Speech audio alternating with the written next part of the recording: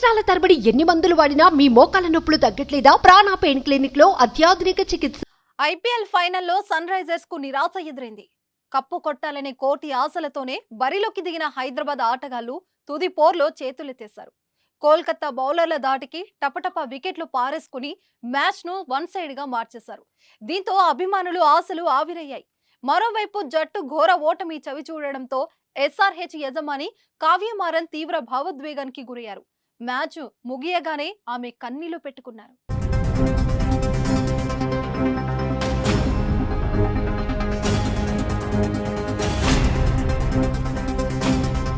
Match గెలిచినా ఓడినా చప్పట్లతో మద్దతు తెలిపే కావ్య ఫైనల్లో ఓటమిని మాత్రం జీర్ణించుకోలేకపోయారు.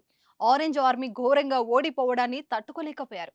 పోటీ ఇవ్వకుండానే కలకత్తాకు కప్పు అందించడం కావ్య పాపకు మింగుడు పడలేదు.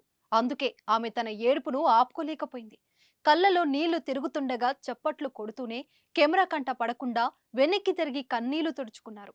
ప్రస్తుతం దీనికి సంబంధించిన వీడియో సామాజిక మాధ్యమాల్లో చక్కర్లు కొడుతుంది.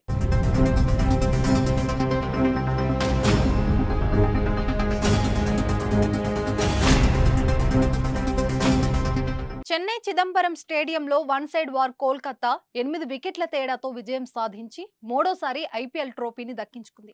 ముందుగా బ్యాటింగ్ చేసిన హైదరాబాద్ టీం 18.3 కేవలం 113 పరుగులకే ఆలౌట్ అవ్వగా 114 పరుగుల లక్ష్యంతో బరిలోకి దిగిన కేకేఆర్ ఇంకో 59 బంతులు 8 వికెట్లు చేతిలో ఉండగానే లక్ష్యాన్ని ఛేదించింది.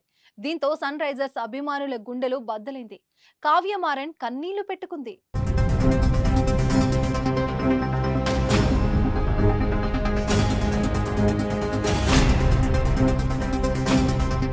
సుమన్ టీవీలో మీ పర్సనల్ అండ్ బిజినెస్ ప్రమోషన్స్ కోసం కింది నెంబర్కి కాంటాక్ట్ చేయండి.